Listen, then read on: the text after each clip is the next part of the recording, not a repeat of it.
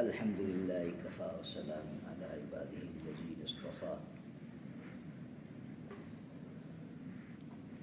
أعوذ بالله من الشيطان الرجيم. بسم الله الرحمن الرحيم. الف لام میم ذلك الكتاب لا ريب فيه هدى للمتقين. وقال تعالى لو أنزلنا هذا القرآن على جبل لرأيته خاشعا متصدعا من خشية الله وتلك الأمثال نضربها للناس لعلهم يتفكرون. صدق الله العظيم.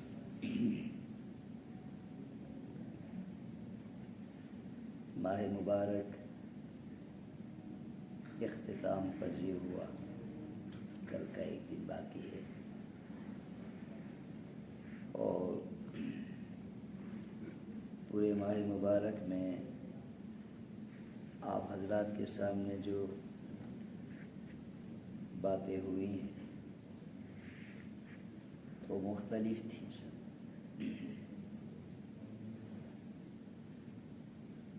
کبھی نماز سے متعلق، کبھی توبہ اور موانع توبہ کے تعلق سے،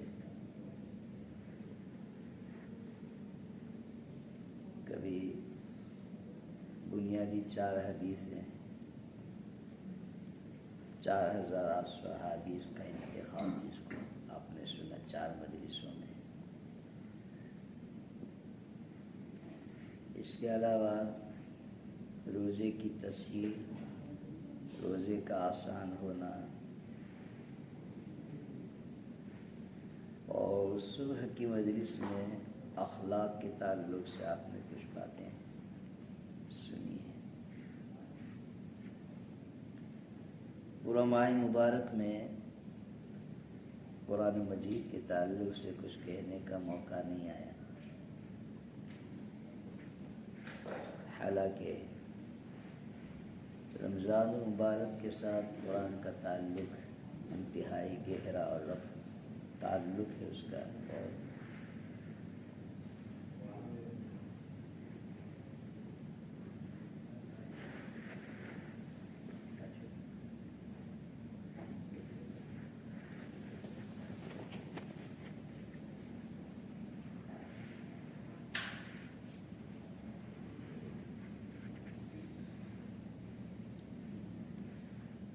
تو قرآن مجید کا جو رشتہ رمضان المبارک کے ساتھ ہے وہ ظاہر ہے.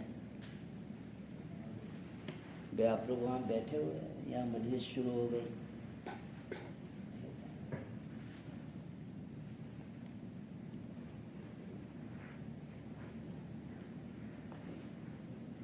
دونوں کا ربط بہت زیادہ ہے. قرآن مجید کا تعلق رمضان سے، شہر رمضان الذی انزل فیہ القرآن.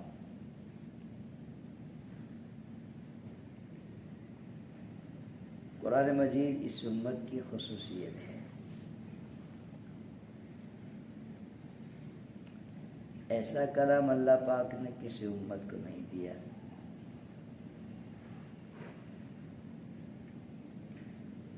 اس سے پہلے جو آسمانی کتابیں آئیں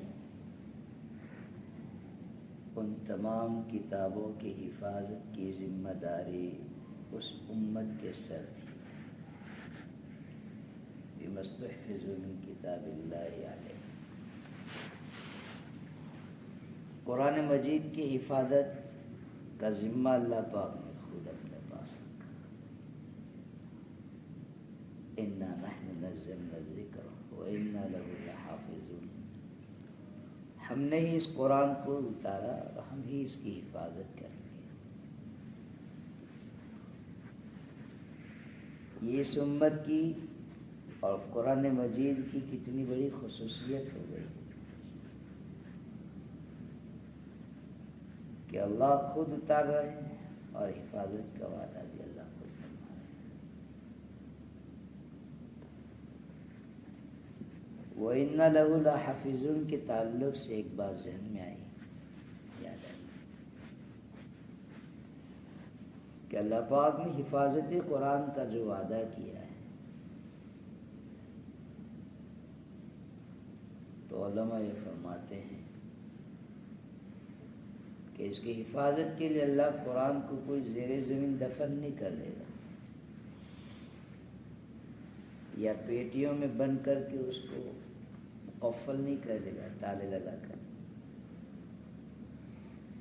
حفاظت قرآن کی سب سے بڑی شکل اور اس کی جو صورت اللہ پاک نے آج تک اپنائی ہے اور قیامت تک اس کا سلسلہ چلے گا، وہ یہ کہ معصوم بچوں کے سینوں میں اللہ محفوظ کر رہا ہے اس کو۔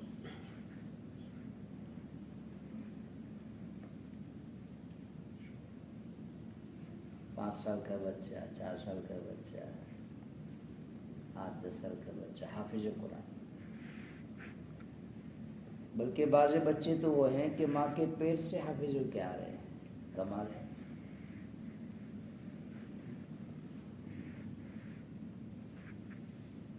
بعض عارفین کی کلام میں نے پڑھا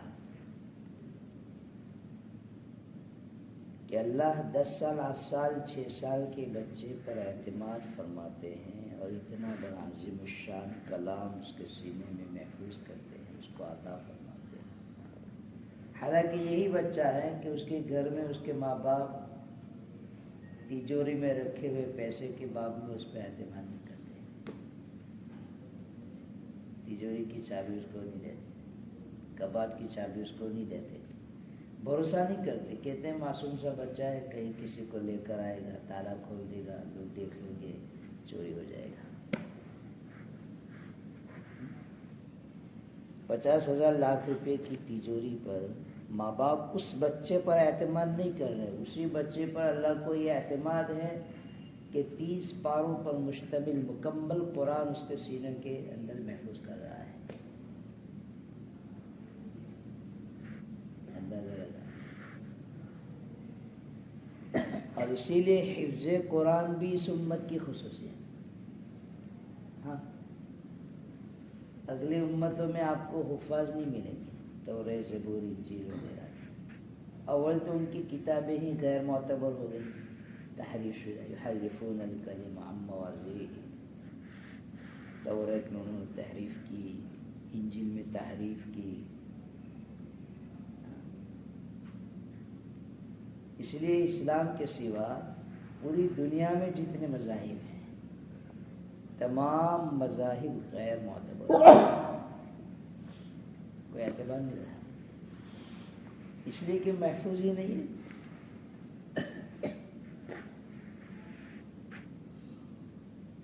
پچھلے 2-4 سال پہلے شاید ہندوستان کی گورنمنٹ نے اسلامی اور شرعی قوانین میں دخل اندازی کی تھی، اور اب بھی کر رہے ہیں، طلاق وغیرہ کے مسائل، اوقاف کے مسائل، طلاق کے مسائل، مطلقہ عورت کے تعلق سے وغیرہ بہت سی باتیں ہیں اس میں۔ تو ہمارے ہندوستان کے علماء نے اس کے خلاف سخت احتجاج کیا اور حکومت کے آڑے ہاتھ ہو لیا، حکومت کو، کہ ہماری شریعت اور ہمارے دین مذہب قرآن کے باب میں تم دخل دینے والے کون ہوتے ہو؟ تمہیں کیا لینا دینا ہے؟ تو ہمارا پرسنل مسئلہ ہے، ہمارا آئلی قانون گھر کا ہے، اپنا ہمارا اندرونی مسئلہ ہے۔ تو سرکار نے اشکال کیا تھا کہ ہم تو مذہبی عیسائی کے اندر بھی دخل دیتے ہیں، وہ لوگ کیوں ایسا احتجاج نہیں کرتے؟ ہندوستان میں بسنے والے دیگر مذاہب کے باب میں بھی ہم تو دخل اندازی کرتے ہیں، تو وہ لوگ کیوں سڑکوں پر نہیں اترتے، احتجاج نہیں کرتے؟ تم مسلمان فوراً احتجاج کرتے۔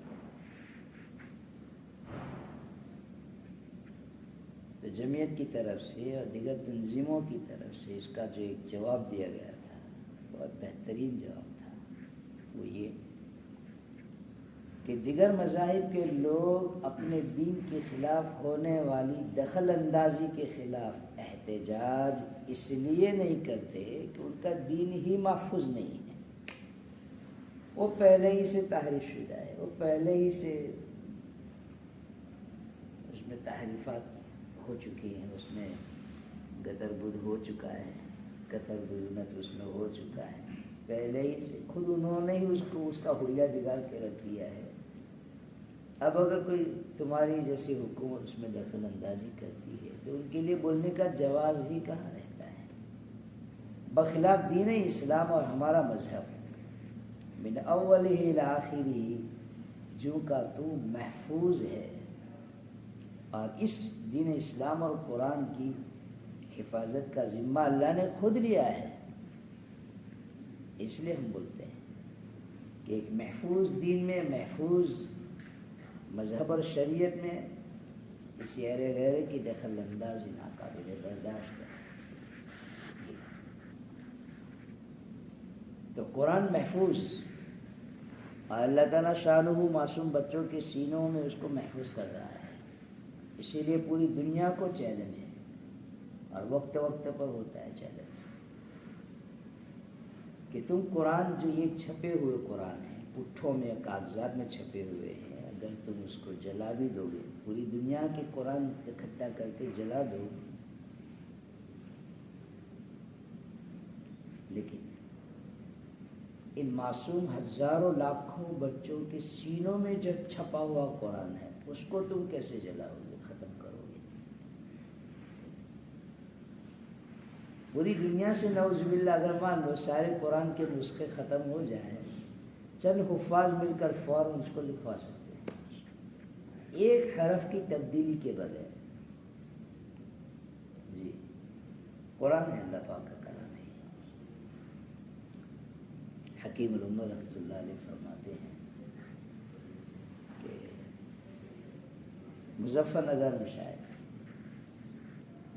کسی مولانا کا بیان ہو رہا تھا، تو قرآن کے تعلق سے ان کی تقریر تھی، تو بیچ تقریر میں اٹک گئے، کوئی آیت پڑھ رہے تھے، اٹک گئے بالقصد، اور فرمانے لگے بھائی مجھے اس آیت پہ ذرا تشابہ ہو رہا ہے، مشابہت لگ رہی ہے، کوئی حافظ ہو اس مجمع میں تو ذرا کھڑے ہو جاؤ۔ تو کتنے لوگ کھڑے ہو گئے، آدھے سے زائد مجمع، جو سب حافظ قرآن تھا۔ مولانا نے فرمایا کہ بھائی مجھے کوئی مشابہت نہیں لگی،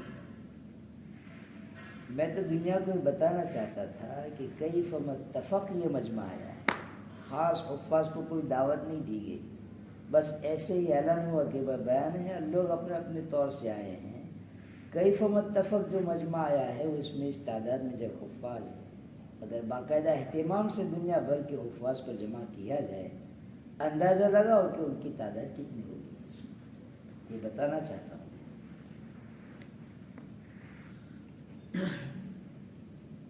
مبارک ہے وہ سینے جن سینوں میں اللہ پاک نے قرآن کو چھاپ دیا ہے۔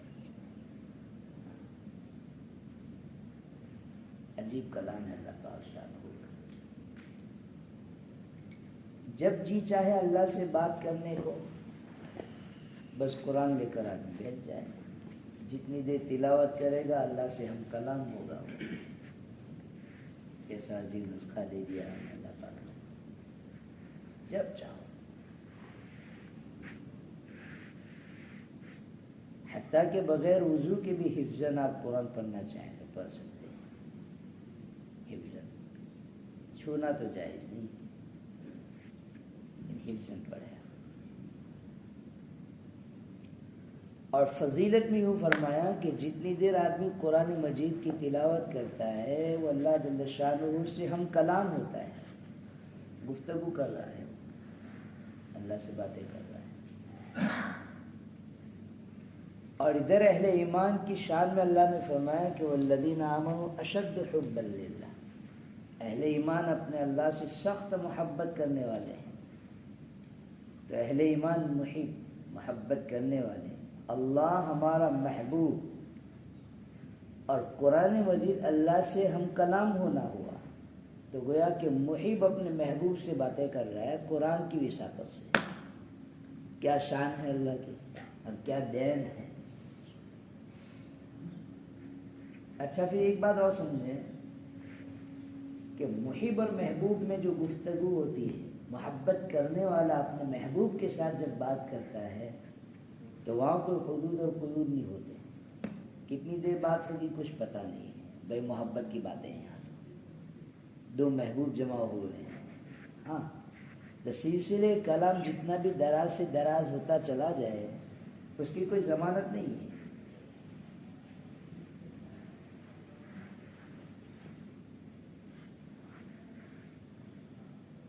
حکیم الامہ رحمۃ اللہ علیہ کی ایک بار مجھے یاد آئی. حکیم الامہ رحمۃ اللہ علیہ فرماتے ہیں کہ حضرت موسیٰ علیہ السلام سے اللہ نے پوچھا تھا ماتل کبھی یمینک یا موسیٰ، اے موسیٰ آپ کے داہنے ہاتھ میں کیا چیز ہے؟ تو حضرت موسیٰ علیہ السلام نے اس کا جواب دیا یہ عصا ہے، میری لاٹھی ہے. تو یہ عصائی پر سوال کا جواب ختم ہو گیا. اب آگے کسی جواب یا کسی اور سلسلے کلام کی بظاہر کوئی گنجائش نہیں تھی. یہ عصائی پر بات عصا ہے ہماری طرح میرے لاٹھی. لیکن ایسا نہیں ہوا. حضرت موسیٰ علیہ السلام بھی جانتے تھے کہ یہ عصائی ماتل کا بیمینک یا موسیٰ کا جواب ہے اور یہاں جواب پورا ہوتا ہے. لیکن موسیٰ علیہ السلام نے دیکھا کہ باری تعالیٰ کے ساتھ ہم کلامی کا شرف حاصل ہوا ہے. آج کیا معلوم پھر دوبارہ یہ سنہرا موقع ملا نہ ملا.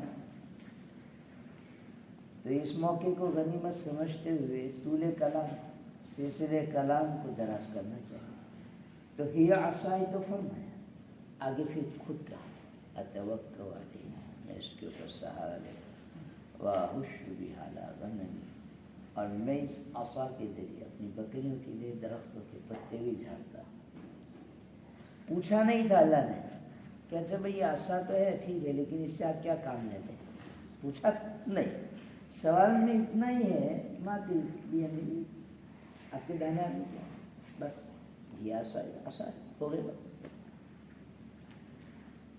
اتوکل علیہا یہ بھی، واہش بہا علی غنمی یہ بھی بڑھا ہے. اور پھر اتنا ہی نہیں ولی فیہا مآرب اخری، اور باری تعالیٰ اس عصا میں میرے اور بھی بہت سے فوائد ہیں، بڑے بڑے کام میں اسے نکالتا. حکیم الامہ رحمۃ اللہ علیہ فرماتے ہیں کہ ولی فیہا مآرب اخری کا اضافہ فرما کر آگے سلسلے کلام کو دراز کرنے کی گنجائش پیدا کر لی موسیٰ علیہ السلام نے کہ اب اللہ پوچھیں گے کہ اچھا بتاؤ اور کیا کیا فوائد ہیں، تو اس سے بھی صادق کر بیان کروں گا.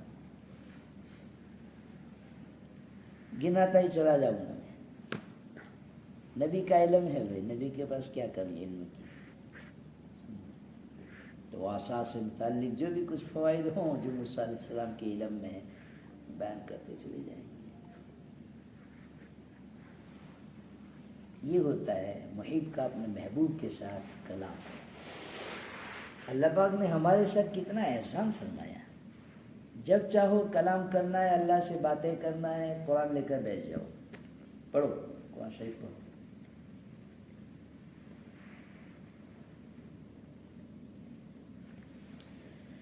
قرآن کے حروف میں اللہ پاک چھپے ہوئے ہیں. قرآن اللہ کا کلام ہے، اللہ اس کا متکلم ہے، تو گویا متکلم اپنے کلام کے پیچھے چھپا ہوا ہے.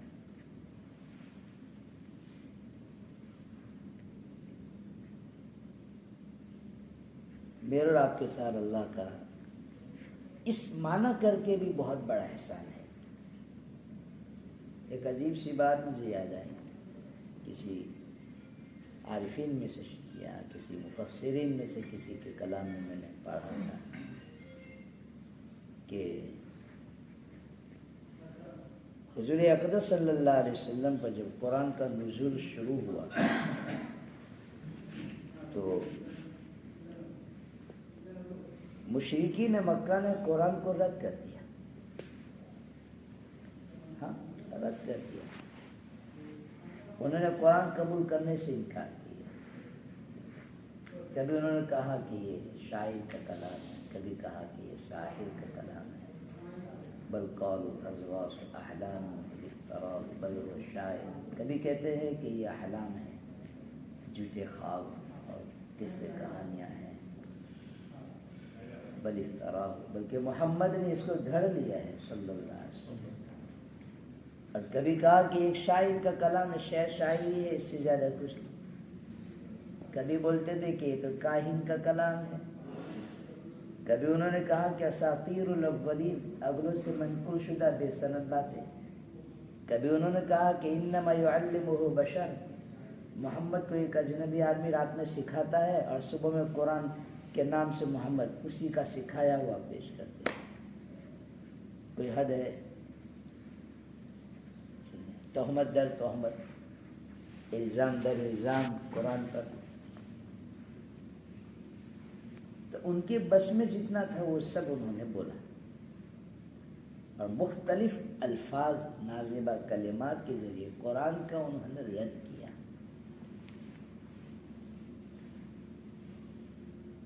اللہ جل شانہ کا، اللہ کی جو ایک شان ہے صمدیت، بے نیاز ہونا. اللہ صمد بے نیاز ہے، وہ کسی کے ایمان اور ہدایت کا محتاج نہیں ہے. اس شان استغنا اور شان صمدیت کا تقاضا یہ تھا کہ اللہ جل شانہ ان کی ناقدری کی وجہ سے سلسلے نزول کو بند فرما دیتا کہ ٹھیک ہے اگر تم قرآن کے باب میں ایسا بولتے ہو، ہم نزول قرآن کا سلسلہ ہی بند کیے رہتے ہیں.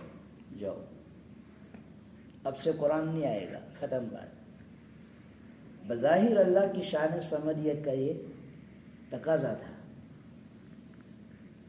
اللہ جتنے بڑے ہیں ان کی کبریا، یہ شان عظمت و جلال کا یہ تقاضا تھا کہ اللہ نزول کا سلسلہ بند فرما دے کہ جب تمہیں اس کی قدر نہیں ہے تو انلزمکموها وانتم لها کارہون، تم تو اس کو ناپسند کرو تو کیا ہم زبردستی اس کو تمہارے ساتھ چپکا دیں گے.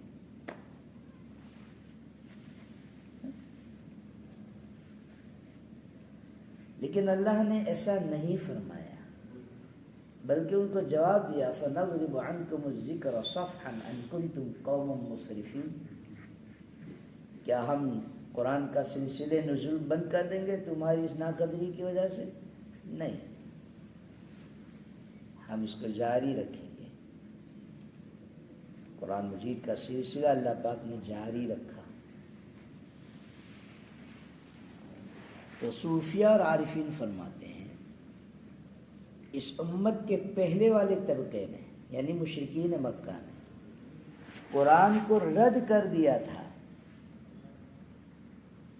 بہت ممکن تھا کہ اللہ پاک نزول قرآن کا سلسلہ بند فرما دیتے، لیکن ان کی ناقدری سے صرف نظر کرتے ہوئے اللہ پاک شانہ نے سلسلے نزول کو جاری رکھا اور 30 پاروں پر مکمل قرآن نازل فرما کر ہم جیسے پچھلے لوگوں کے اللہ پاک نے رعایت فرمائی، ہمارے ساتھ احسان کر دیا.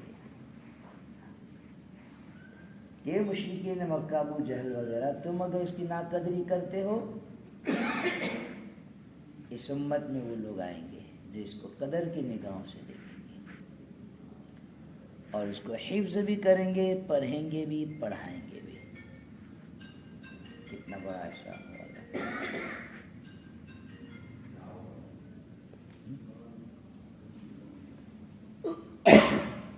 ایک حرف پر 10 نیکی، کمال کی بات. ایک حرف پر 10 نیکی.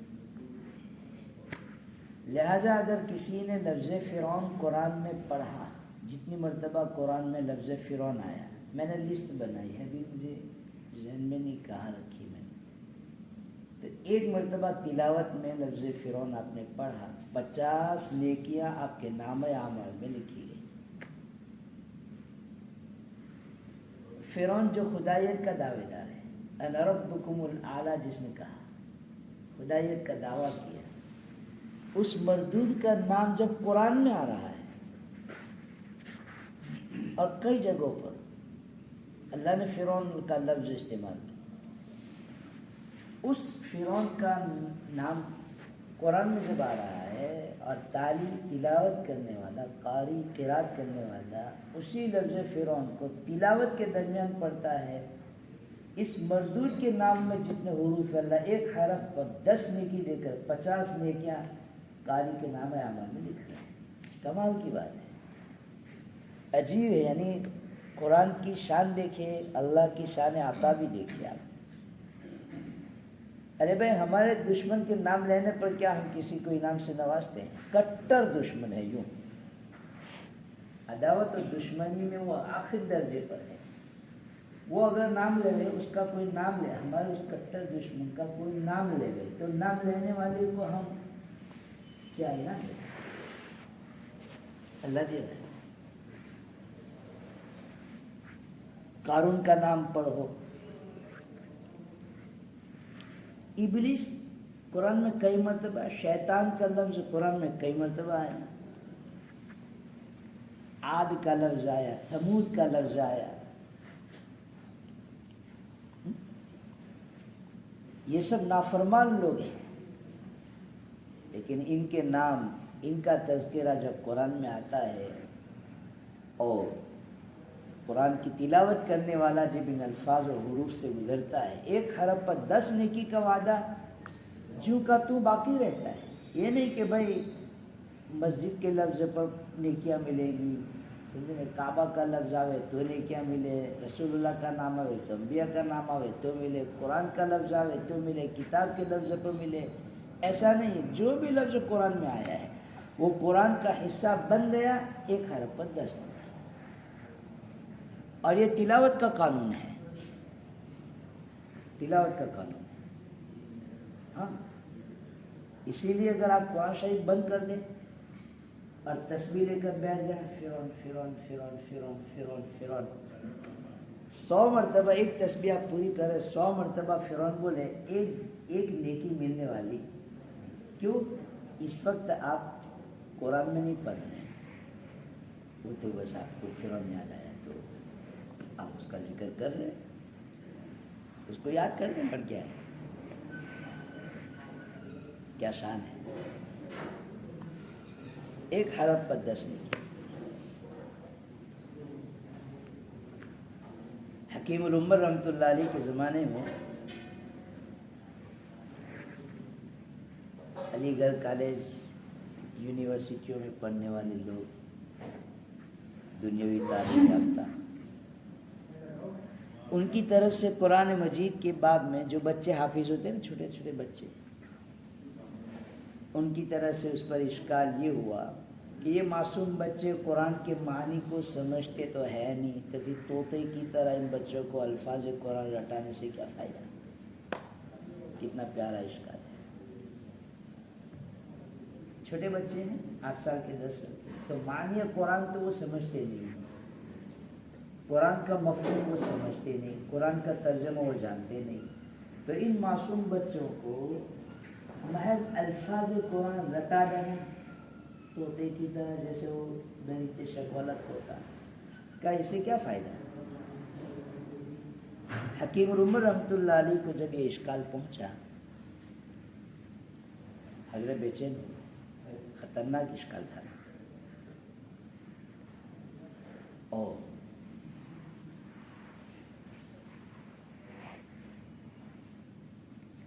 کاندھلا میں حضرت نے الفاظ قرآن کی مقصودیت، قرآن کے معنی، اس کے تراجم، اس کی تفاسیر، اس کی مرادیں، ان ساری چیزوں سے قطع نظر صرف اور صرف الفاظ قرآن کی مقصودیت، کہ الفاظ قرآن بھی مقصود ہے اللہ کا، مطلوب. محض الفاظ قرآن کی مقصودیت پر تقریباً 4.5 گھنٹے تقریر فرمائی اور دلائل نقلیہ دلائل عقلیہ ہر 2 قسم کے دلائل کے ذریعے حکیم الامت رحمۃ اللہ علیہ نے ان کالجوں کے پڑھے ہوئے لوگوں کو جواب دیا کہ طوطے کی طرح قرآن کے الفاظ رٹانا بھی فائدے سے خالی نہیں ہے. تم یوں کہتے ہو کہ بے معنی سمجھے قرآن پڑھنے سے کیا فائدہ، پڑھانے حفظ کرانے سے کیا فائدہ. ارے الفاظ قرآن کو صرف رٹا دو، اس سے بھی فائدے ہیں. ہمارے پاس آؤ بیٹھو، ہم سمجھاتے ہیں کہ کیا فوائد ہیں. 4.5 5 گھنٹے تقریر فرمائی. صبح فجر کے بعد جو بیٹھے 11:30 بجے تک بیان ہوا ہے. الفاظ قرآن کے نام سے وہ تقریر چھپی.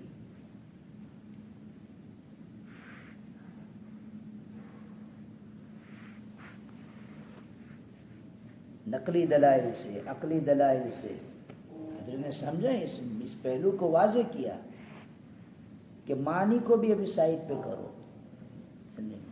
اور قرآن کے دوسرے جو پہلو ہیں اس سے ساری چیزوں سے قطع نظر صرف الفاظ قرآن. الفاظ قرآن یہ بھی اللہ کو ایسے ہی مقصود ہے، مطلوب ہے. یہ جیسے قرآن کے معنی مقصود ہے اور عمل بالقرآن جس طرح مطلوب ہے، الفاظ قرآن بھی مقصود ہے. اور فرماتے تھے کہ یہ جو اشکال ہوا کہ بے معنی سمجھے قرآن پڑھنے سے کیا فائدہ، یہ اشکال ان لوگوں کی زبان سے نکلا ہے کہ جن لوگوں کے دلوں میں ایمان بھی ہے یا نہیں، تردد ہے اس میں.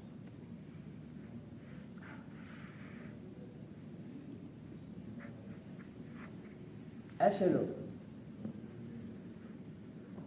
اسی لیے اسکولوں کالجوں میں یونیورسٹیوں میں اپنی اولاد کو پڑھانے کے لیے بھی حکیم الامت رحمۃ اللہ علیہ نے اصول بیان کیے ہیں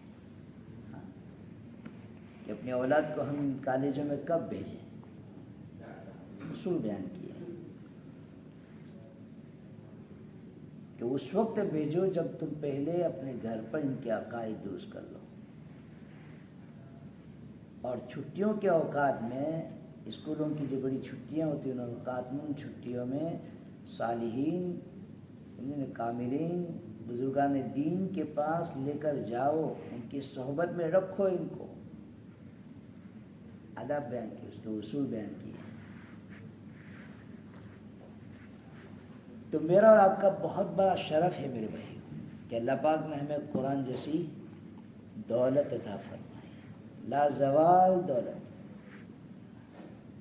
ایسا قرآن اللہ پاک نے ہمیں دیا ہے. اللہ کرے کہ ہم اس کی قدر کرنے والے بنیں. ہاں خوب پڑھیں. اپنے اولاد جو حافظ ہو نا ان کو کہو قرآن شریف خوب پختہ یاد کریں، خوب پختہ یاد کریں. انسان کی جب موت کا وقت آتا ہے، علامہ ابن رجب الحنبلی رحمۃ اللہ علیہ کے کلام میں نے پڑھا کہ جب انسان مرنے لگتا ہے تو اس کا پاؤں کا جو تلوا ہے نیچے والا، پاؤں کے تلوے کو فرشتہ سونگھتا ہے. اب اگر یہ حافظ ہے قرآن کا اور پھر یہ نمازوں میں قرآن شریف پڑھنے کا معمول تھا اس کا، اس کے پاؤں تلے سے، پاؤں کے تلووں سے خوشبوئیں پھوٹتی ہیں اور فرشتہ بولتا ہے کہ اس نے قرآن کا حق ادا کیا ہے. مزہ آتا ہے رات کے اندھیروں میں قرآن مجید پڑھنے میں، مزہ آتا ہے. اپنے اولاد کو کہو پڑھے، نوافل میں، اوابین میں، تہجد میں خوب پڑھے. اور ہم لوگ بھی اپنا سارا کاروبار زندگی چلاتے ہوئے دکان کے ساتھ سمجھے، کھیتی باڑی کے ساتھ، اپنی ملازمت کے ساتھ، قرآن مجید کے ساتھ انتہائی شغف رکھے. قرآن ہمارا دستور العمل ہے، قرآن ہی ہمارا مرنا جینا ہے، قرآن ہی سے ہمیں ہدایت ملتی ہے. نبی اکرم صلی اللہ علیہ وسلم کے قربان جائیں کہ کہ اللہ پاک نے قرآن میں حضور سے کہا تھا انا سنلقی علیک قولا ثقیلا، ہم آپ پر قول ثقیل اتارنے والے ہیں، بوجھ والا کلام، بوجھل کلام۔ تو حضور پر قول ثقیل ہی اترا تھا، اور اسی لیے حضور صلی اللہ علیہ وسلم کو اس کا ثقل اس قدر محسوس ہوتا تھا کہ بعض مرتبہ سخت ٹھنڈیوں میں قرآن اترتا لیکن آپ پسینوں میں شرابور ہو جاتے، پسینے چھوٹ جاتے تھے۔ صحابی کی ران پر آپ نے پاؤں رکھا یا سر مبارک رکھا ہوا تھا، وہی شروع ہوئی، صحابی فرماتے مجھے ایسا لگا میری ران ٹوٹ جائے گی۔ اونٹنی پر سوار ہے، قرآن اتر رہا ہے، اونٹنی بیٹھ جاتی ہے بوجھ سے، اس کے سیکھ لے۔ اسی لیے ایک سوال ہے کہ ابھی جو میں نے کہا نا شروع میں کہ 8 سال 7 سال 12 سال 10 سال کے بچے قرآن کے حافظ ہو جاتے ہیں، تو جب قرآن قول ثقیل ہے تو ان بچوں کو اس کا ثقل محسوس کیوں نہیں ہوتا؟ حالانکہ روایت میں یوں ہے کہ وہ حضور کو پسینہ آ جاتا ہے وغیرہ، ابھی جس میں سنا بظاہر تو بچے مر جانے چاہیے اس قول ثقیل کے ثقل کی وجہ سے۔ غالباً حکیم الامت رحمۃ اللہ علیہ نے یا کسی اور نے اس کا جواب یہ دیا ہے، بہت اچھا جواب ہے، کہ اصل میں قول ثقیل ہی ہے قرآن، لیکن ان بچوں کو یا ہم جیسے پڑھنے پڑھانے والے حافظ ہونے والے لوگوں کو قرآن کا وہ ثقل اس لیے محسوس نہیں ہوتا کہ ہم تک قرآن پہنچنے میں بیچ میں اتنے زبردست 2 واسطے آ چکے ہیں کہ ان 2 واسطوں نے سارا ثقل اپنے اوپر لے لیا۔ پہلا حضرت جبریل، دوسرا حضور صلی اللہ علیہ وسلم۔ اللہ کے پاس سے جب جبریل پر آیا تو انہوں نے بوجھ لے لیا، جبریل سے جب حضور کے اوپر قرآن اترا تو حضور نے اس کے ثقل کو برداشت فرما لیا۔ تو اللہ پاک شانہ نے گویا ان 2 واسطوں سے گزار کر پورے قرآن کو فلٹر کر دیا، خفیف کر دی، اور اب امت کے سینوں میں آسانی سے وہ اتر رہا ہے۔ چھوٹے چھوٹے بچے بھی اس کو قرآن کو آسانی سے لے رہے ہیں۔ اللہ نے اسی کا وعدہ کیا وَلَقَدْ يَسَّرْنَا الْقُرْآنَ لِلذِّكْرِ فَهَلْ مِن مُّدَّكِرٍ، ورنہ آسان نہیں تھا۔ اور دنیا کی کسی کتاب کی یہ خصوصیت نہیں ہے کہ وہ حفظ ہو جائے، کسی بھی مذہبی کتاب کے اندر بھی یہ بات نہیں کہ وہ حفظ ہو جائے، اور اگر ہو بھی جائے تو شاذ و نادر۔ قرآن دنیا کی واحد کتاب ہے کہ جو آسانی سے حفظ ہو رہی ہے، لاکھوں کروڑوں اس کے حافظ موجود ہیں۔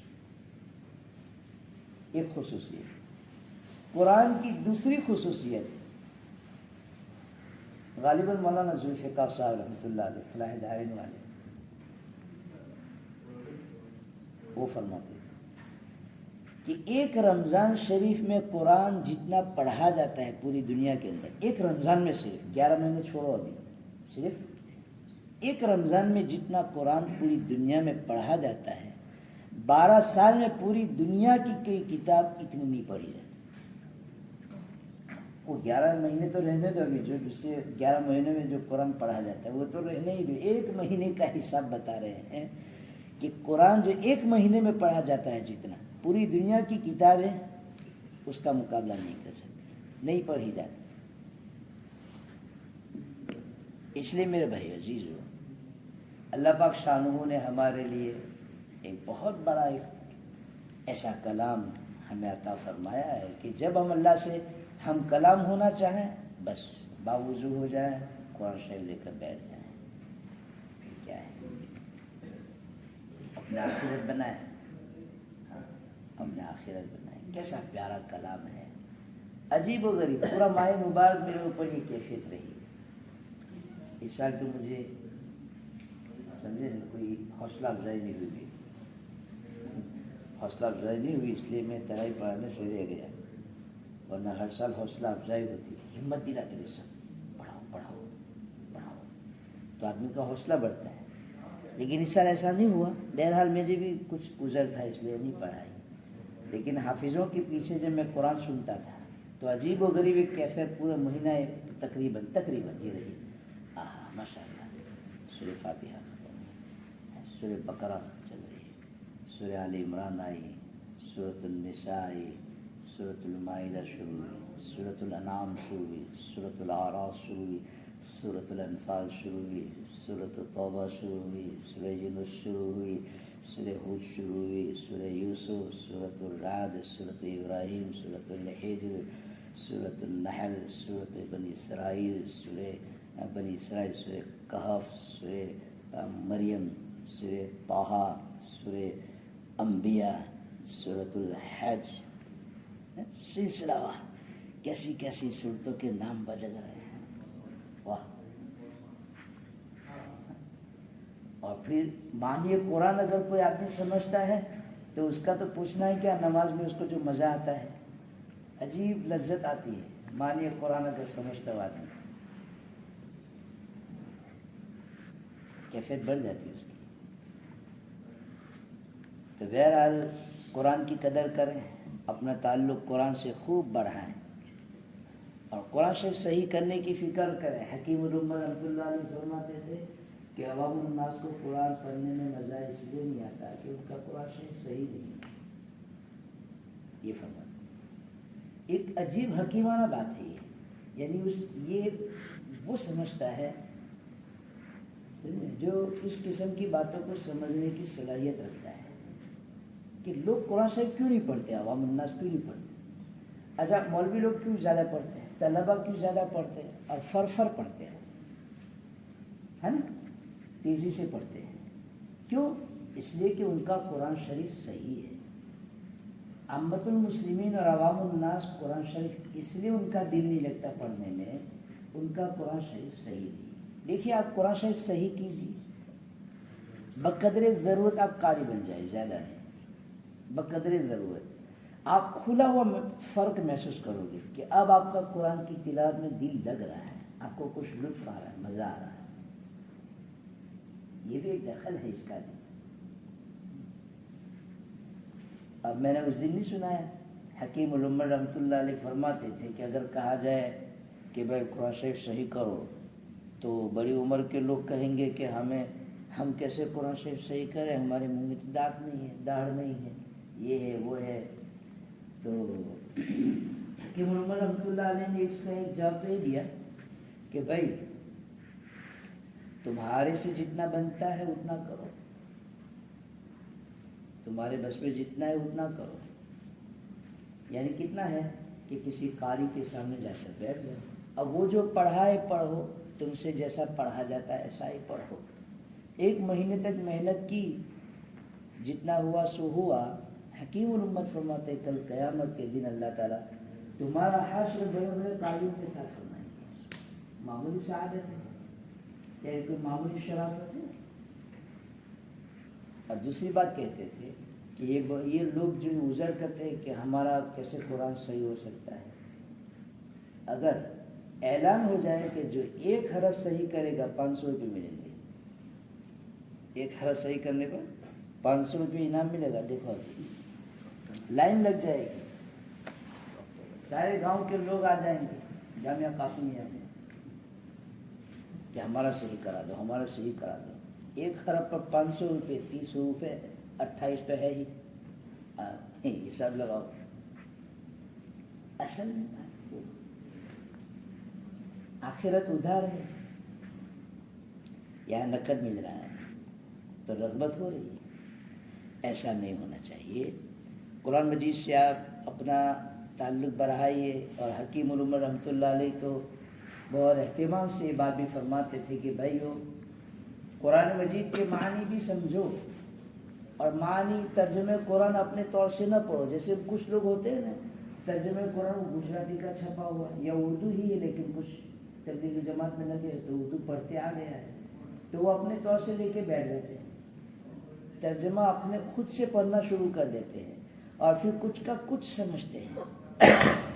اس لیے حکیم الامہ رحمۃ اللہ علیہ فرماتے تھے کہ ترجمہ قرآن خود سے پڑھنے کی اجازت نہیں ہے، کسی عالم دین کے پاس سبقاً پڑھو اس کو، ایسا کہ کسی عالم دین کے پاس پڑھو، تمہارا امام ہو امام صاحب کے پاس پڑھو، ورنہ اپنے طور سے پڑھو گے نا بغیر استاذ کا جو علم ہوتا ہے، یہ آخری بات کہہ رہا ہوں وقت پورا ہو گیا، بغیر استاذ کا جو علم ہوتا ہے، خود سے آدمی علم لے، کوئی استاذ نہیں، اس میں غلطیوں کا بڑا احتمال ہے۔ اس کی مثال میں ہمارے حکیم الامت سناتے تھے، آخری بات کہہ رہا ہوں کہ وہ ایک صاحب تھے، امام صاحب، تو امامت جب بھی کرے تو نماز میں ہلے، قیام میں بھی یوں حرکت کرے، رکوع میں جائے تو رکوع میں بھی یوں ہلے، سجدے میں جائے تو اس میں بھی، اور قاعدے میں بیٹھے تو وہاں بھی ہل ہل کے امامت کرے۔ وہ ہر رکن میں 2-3 دن نئے آئے تھے، 2-3 دن کے بعد کسی نے کہا حضرت ایک بات سمجھ میں نہیں آئی، آپ نماز میں ہلتے کیوں ہیں؟ نماز میں اتنے ہلتے کیوں ہیں آپ؟ نماز تو سکون کی عبادت ہے، خوشی سکون سے پڑھا جائے، اب تو ہر رکن میں ہلتے ہیں اور زیادہ ہی ہلتے ہیں۔ تو امام صاحب نے کہا بھائی حدیث میں ہے، لو حدیث میں ہے۔ ارے حدیث میں کدھر سے؟ تو کہا ٹھہرو میں بھی آتا ہوں۔ تو مسجد کے بازو میں ان کا گھر تھا، دوڑے ہوئے گئے اور حدیث شریف کا اردو ترجمہ تھا، حدیث شریف کی کتاب تھی، ترجمہ تھا وہ اردو، وہ لے آئے۔ تو حدیث شریف میں حضور پاک صلی اللہ علیہ وسلم نے فرمایا کہ من یؤم منکم فلیخفف او کما قال، تم میں سے جو آدمی امامت کرے اس کو چاہیے کہ ہلکی نماز پڑھائے۔ اب سمجھئے، تم میں سے جو امامت کرے اس کو چاہیے کہ ہلکی نماز پڑھائے، زیادہ لمبے قرات نہ کرے۔ اب ہلکی کا لفظ تھا، مولانا اس کو ہل کے بولے۔ یہ ہے بغیر استاذ کا علم، کہ جو تم میں سے امامت کرے وہ ہل کے پڑھائے، ہل کے امامت کرے، تو میں ہل رہا ہوں۔ انہوں نے کہا اللہ کے بندے، کسی کے پاس پڑھ لیتے، ہم جیسے عوام کو یہ بات سمجھ میں آ رہی ہے تو تم تو عالم نہیں۔ اس لیے کبھی بھی یہ غلطی نہ کریں، دین شریعت اور قرآن کا کوئی مسئلہ ہو، کسی عالم سے رجوع کیے بغیر اپنی رائے زنی نہ کرے اس میں۔ ہم محتاج ہیں، ہم محتاج ہیں، عالم کے محتاج، علماء کے محتاج ہیں ہم، بالکل علماء کے ہم 100% محتاج ہیں اس دنیا میں بھی، بلکہ بعض روایت سے معلوم ہوتا ہے کہ دخول جنت کے بعد بھی محتاج ہیں، وہاں بھی آپ کو علماء کی ضرورت پڑے گی۔ علماء کے پاس پڑھیے، وقت نکالیے، اپنے نظام زندگی کا آگا پیچھا کیجیے، طلب دکھائیے، اللہ فضل فرمائے گا۔ ہاں اللہ فضل فرمائے گا، زیادہ اللہ کو زیادہ مجاہدے نہیں مانگتے، طلب دیتے ہیں، طلب صادق ہے، تھوڑی سی محنت کر لی، اللہ نواز دیتا ہے، بقدر ضرور بھی اگر ہمارا قرآن صحیح ہو گیا، کام بن گیا، کام بن گیا۔ ورنہ غلط سلط پڑھنے سے میرے بھائیوں قرآن کے معنی بدل جاتے ہیں۔ میں نے اس دن جمعہ کی تقریر میں ایک جگہ کہا کہ ہم لوگ درود شریف پڑھتے ہیں کہ نعوذ باللہ حضور کو بد دعا دیتے ہیں۔ درود شریف تو یہ ہے کہ اللہم صلی علی محمد، سب پڑھو میرے ساتھ، میں پڑھاتا ہوں آپ کو، سواد پڑھو، اللہم صلی علی محمد، سواد صحیح کرو، اللہم صلی علی محمد۔ اب معنی بنے گا کہ اے اللہ محمد صلی اللہ علیہ وسلم پر رحمت کاملہ نازل فرما، سواد سے پڑھیں گے تو معنی بنے گا نا۔ اب لوگ صحیح نہیں کرتے، صاد اور سین میں تمیز نہیں کرتے، اللہم صلی علی محمد بولتے ہیں، اے اللہ محمد پہ تلوار چلا۔ بتائیے، یہ عربی زبان ہے بھائی، انگریزی تھوڑا ہے، گجراتی تھوڑا ہے کہ سورت کو حورت بولو، ہے نا، حورت گلاس ہے کہ اکلے ہے گلاس، اکلے ہے، اکلیشور اکلے ہے، سورت کو حورت، گجراتی ہے یہ، انگریزی تھوڑا ہے یہ قرآن شریف ہے، یہ عربی زبان ہے، اللہ کی زبان ہے، رسول اللہ کی زبان ہے، جنت کی زبان ہے، فرشتوں کی زبان ہے، یہ انتہائی نازک زبان ہے،